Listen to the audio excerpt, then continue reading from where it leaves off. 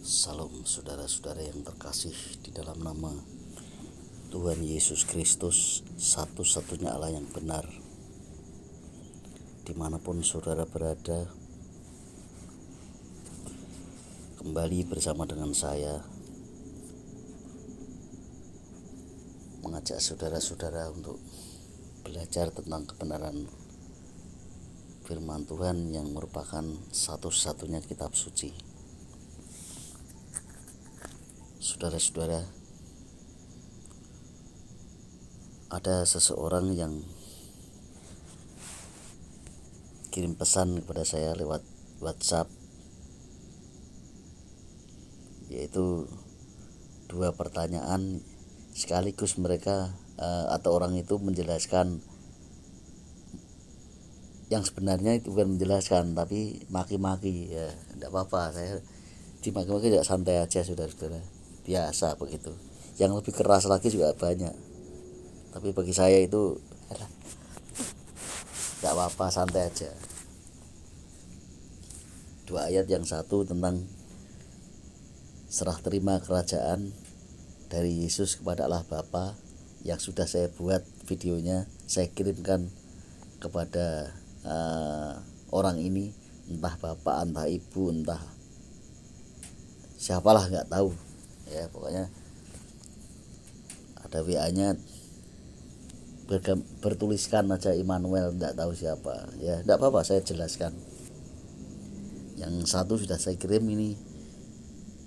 Ayat yang kedua, orang itu mencoba memberi ayat tapi dengan penjelasan yang tentunya maki-maki. Tidak apa-apa, ayat akan saya balas atau jawab dengan ayat.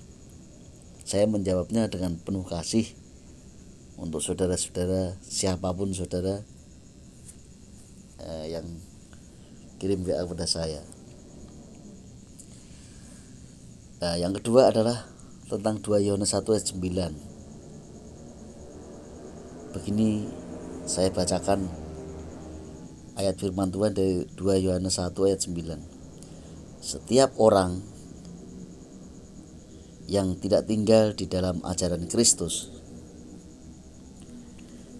tetapi yang melangkah keluar dari situ, tidak memiliki Allah. Barang siapa tinggal di dalam ajaran itu, ia memiliki bapa maupun anak. Ya. Ajaran Kristus itu apa sih? Ya. Kalau orang itu menjelaskan dengan yang aneh-aneh, ya, macam-macam konteksnya, yang terakhir intinya ya pokoknya mengatain yang tidak baik, tidak apa-apa. Saya mau jelaskan apa sih ajaran Kristus sebenarnya. Kalau menurut apa yang menurut ayat 9 dari 2 Korintus 1 ini, saudara. Jadi setiap orang yang tidak tinggal di dalam ajaran Kristus, pertanyaannya, ajaran Kristus yang mana, saudaraku yang mengirim ayat ini? Ajaran yang mana? Nah, saya jelaskan ajarannya ini loh, yang dimaksud dari ayat 9. Saya baca ayat 5 dan 6. Dan sekarang aku minta kepadamu, ibu, bukan seolah-olah aku menuliskan perintah baru bagimu, tetapi menurut perintah yang sudah ada pada kita dari mulanya. Nah ini garis bawah yang bagian terakhir, supaya kita saling mengasihi. Ini ajaran Kristus, ajaran kasih maksudnya, ayat 6. Dan inilah kasih itu, ajaran kasih itu maksudnya, yaitu bahwa kita harus hidup menurut perintahnya. Perintahnya apa sih? Kasih, mengasihi sesama, ya, kasih Tuhan Allahmu. Nah ini. Dan inilah perintah itu, yaitu bahwa kamu harus hidup di dalam kasih. Ya. Ini ajaran Kristus.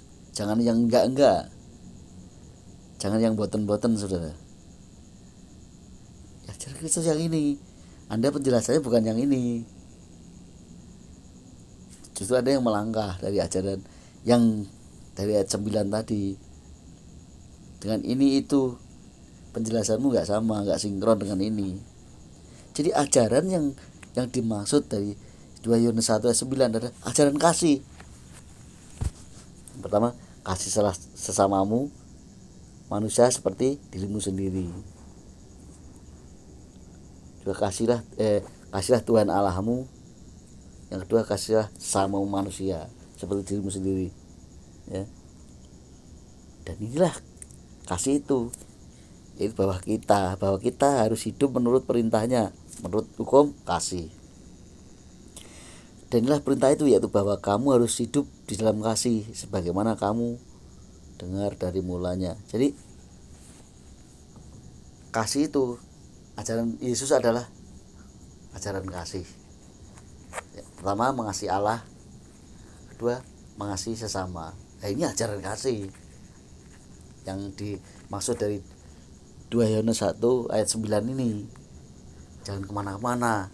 Dan iblis dan sekalian, itu apa itu menghujat namanya, saudara. Saya tidak mau menghujat kamu, saya menjelaskan. Jadi kamu kasih ayat, kalau tidak kasih link ayat ya tidak jelaskan.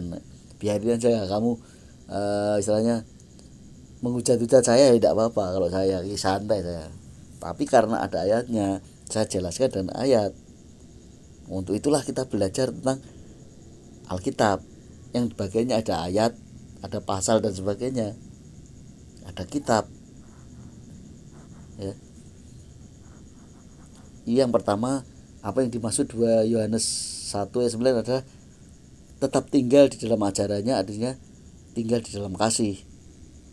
Kalau di luar itu kamu melangkah keluar dari kasih itu, berarti kamu tidak tinggal dalam ajarannya. Berarti kamu sudah keluar dari situ. Artinya kamu tidak memiliki Allah kalau kamu tidak melakukan kasih, ya.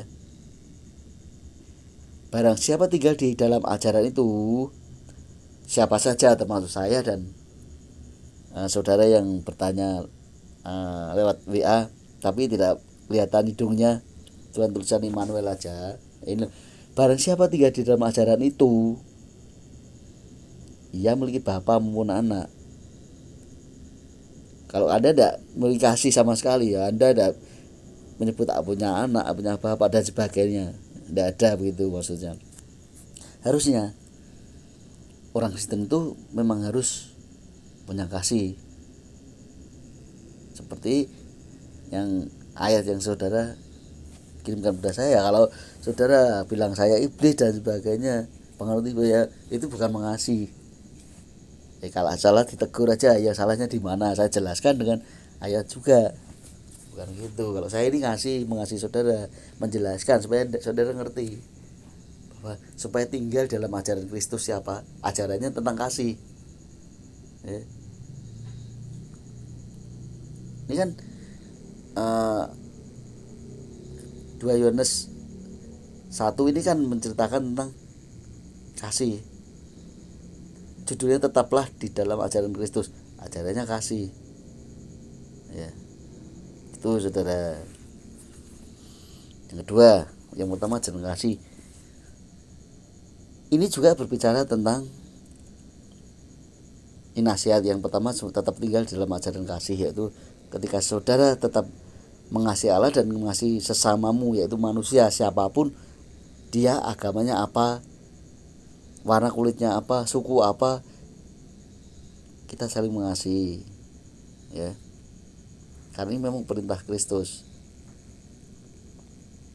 Yang kedua dia perintah, tapi ini sebenarnya tidak ada hubungannya tinggal dalam kasih. Tapi saya jelaskan juga supaya saudara itu paham tentang firman Allah. Yang kedua, ini ayat 7 saya baca, sebab banyak penyesat telah muncul dan pergi ke seluruh dunia, yang tidak mengaku bahwa Yesus Kristus telah datang sebagai manusia. Itu adalah si penyesat dan antikristus. Jadi apa hubungannya dengan kasih? Kita sesama orang yang memegang teguh ajaran Kristus, harus menasihati sesama orang-orang percaya ini supaya berhati-hati, karena banyak orang-orang penyesat muncul dan pergi ke seluruh dunia mengajarkan tidak mengaku kalau Yesus itu telah datang sebagai manusia. Ya, seperti saudara ini, katanya manusia ya Tuhan, malah jadi Tuhan tidak diakui ya. Waktu Yesus jadi manusia katanya ya tetap Tuhan. Ya. Tetapi sekarang menjadi Allah tidak percaya. Kan aneh kan saudara? Kemarin ya beberapa hari yang lalu kan saudara bilang begitu.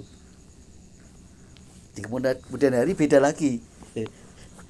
Di mana Anda ngerti soal Yesus? Nggak ngerti. Kemarin katanya walaupun Yesus itu manusia tetap Tuhan. Nah sekarang beda lagi. Ya saya jelaskan bagaimana dengan kasih yang menurut ayat 7 ini, ayat 8 ini, supaya saya hanya menasihati kepada saudara-saudara yang lain. Kalau ada orang yang mengajarkan bahwa Yesus tidak datang, pernah datang, Yesus Kristus tidak datang, pernah datang sebagai manusia, itu penyesat.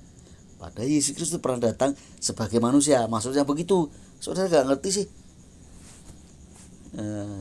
Karena Anda jengkel aja dengan orang GAI termasuk saya. Saudara bilang, oh, iblis penyesat ya. Itu ada gak ngerti, gak paham Alkitab sih. Saya nasihati, inilah artinya. Boleh saudara belajar dengan saya, tidak apa-apa, gratis. Saya kirimi videonya. Dan itu terus simpan diulang-ulang, tidak apa-apa. Karena belajar kebenaran itu kebenaran firman Tuhan loh, maksudnya. Itu tidak semudah yang saudara pikirkan. Kalau belajar mengolok-olok orang lain gampang, seperti saudara itu, haters, penyesat, iblis katanya, ajaran iblis ya itu silakan aja. Kami tidak merasa itu. Kami mengikuti Alkitab serius seutuhnya, tidak mengikuti ajaran-ajaran manusia. Kami percaya Yesus Kristus telah datang sebagai manusia, tidak anti Kristus kan. Ya, kalau saudara tidak percaya, walaupun jadi manusia tetap katanya Tuhan, itu yang anti Kristus. Walaupun jadi manusia itu Tuhan, padahal bang jadi manusia ya. Ya itu saudara, ayat 8, waspadalah. Sepertinya saudara omongnya bener loh tadi loh ya. Apa yang saudara tulis pada kirimkan saya kayak bener, tapi tidak bener. Kemarin juga begitu ya. Jadi orang-orang yang datang kepada saudara mengajarkan dan tidak mengaku kalau Yesus Kristus pernah datang sebagai manusia, tidak mengaku itu penyesat. Padahal Yesus Kristus pernah datang sebagai manusia. Yesus Kristus itu Allah, firman Allah menjadi manusia, pernah datang sebagai manusia. Dan saya menasihati, apa hubungannya dengan ayat 9? Kasih itu, saya menasihati orang-orang yang mau dinasihati.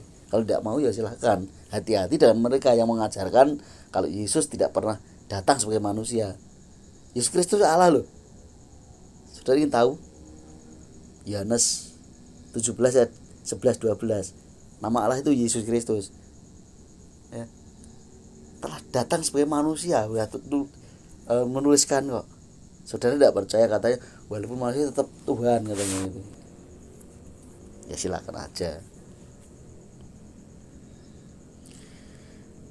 Ayat 8, waspadalah supaya kamu jangan kehilangan apa yang telah kami kerjakan itu. Apa itu? Kasih.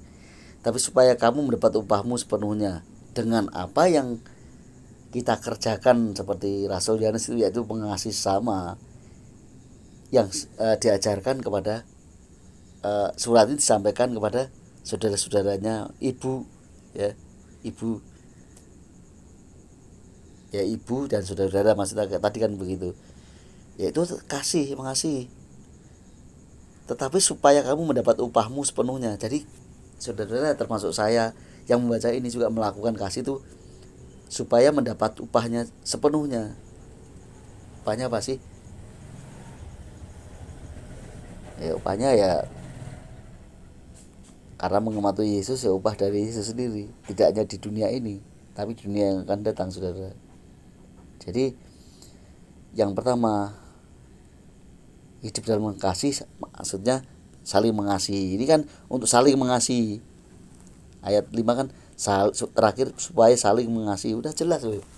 Jangan dibuat-buat sendiri, tidak ada hubungan dengan ini, saudara. Ya. Dan apa yang saya sampaikan ini kan juga bagian dari mengasihi saudara. Ya, contoh kata, kalau ada orang datang kepadamu mengajarkan, Yesus Kristus tidak pernah datang sebagai manusia loh, itu penyesat, itu antikris. Saudara, saya bilang hati-hati, ini sebagian dari mengasihi loh. Jadi setiap ayat yang saudara kirimkan terus saudara nulusi banyak sekali, tidak ada hubungan dengan ini, Anda yang penyesat itu, ya, karena Anda tidak tahu ayat tapi sok tahu,